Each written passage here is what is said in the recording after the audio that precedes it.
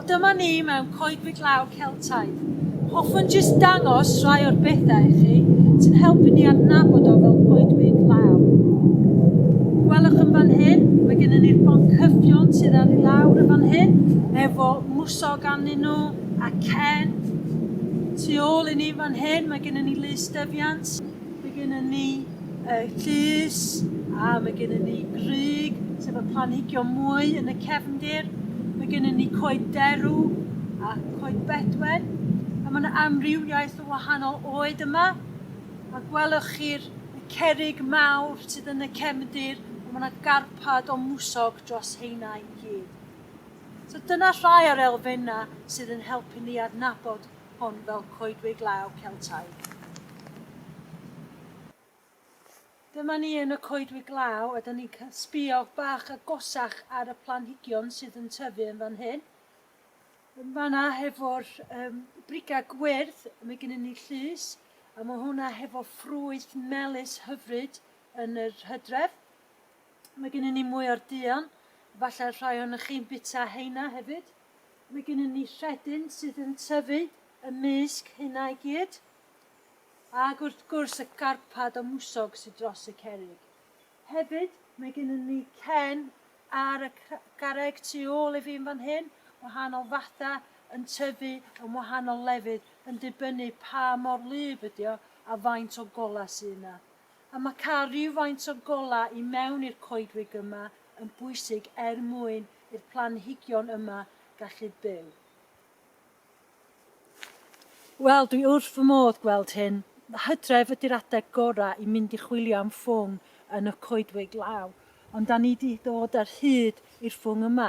Y ffwng braced ydy hein, a mae hein ar gael weithiau yn ystod gaeaf hefyd, felly cadwch llygad amdanyn nhw.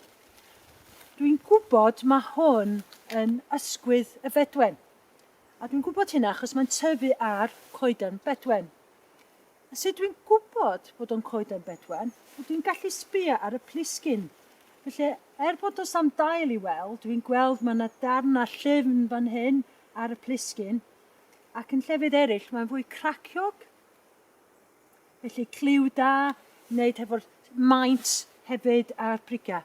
Ond dysgu'r plisgyn yn ffordd dda i adnabod o yn ystod gaeaf. Felly, ffodus iawn i gweld y ffwng yma sy'n mond yn tyfu ar fath yma'r goeden, a dwi'n yn gwybod os da chi'n gweld o, mae yna gwylden jyst fan hyn yn crwydro o gwmpas ar y mwsog a'r cen sydd yn fan hyn. Hyfryd yn de. Yn fan hyn dwi wedi cael hyd i coed goll. Mae'r collen yma yn goeden sydd weddol fach. Os da chi'n weld, mae yna nifer o canghennau yn tyfu fyny. A'r ffordd traddodiadol o gweithio gyda'r ffordd naturiol yma o tyfu oedd trwy pris goedio. A be o'n nhw'n wneud oedd torri nhw yn isel yn fan hyn. A wedyn oedd hynna'n annog canghennau newydd i tyfu fyny yn syth. A wedyn oedd nhw'n gallu defnyddio hynna ar gyfer plethu ffensys ar gyfer rheoli gwarthag ac yn y blaen. Felly, da ni'n gweld y siap yma, yr nodweddion allweddol ydy'r canghenion i gyd yma yn tyfu. Jyst yn fan hyn hefyd, mae gennym fi coed celyn. Mae hwn yn rhan pwysig o'r Coedwig Law. Mewn rhai manna, mae'n cymryd drosodd, felly trwy'r prosiect da ni wedi dechrau pori gyda gwartheg a merlod mwyn rheoli faint o llystyfiant fel hyn sydd yn effeithio ar strwythur y coedwig. So, da ni eisiau gwneud siŵr bod yna digon o gola yn dod i lawr ar gyfer y phlanhigion. Dau peth arall rili diddorol yn fan hyn i gweld yn y Coedwig Law. Dwi wedi cael hyd i'r coed bach ifanc yma yn cymryd mantais o'r bwlch sydd yn to'r coedwig nhw'n cael y gola i gallu dechrau tyfu. A beth sy'n diddorol, mae gennym fi 3 wahanol fath, jyst yn y llecyn bach yn fan hyn. O flaen mi fan hyn, mae gennym ni coedan derw. Dwi'n adnabod hwnna herwydd y blagur brown yn fan hyn. Hwnna'n nid nodweddol fanna. A sut dwi'n adnabod hwn, y bedwen, Mae gennym ni'r brica rili tena fan hyn.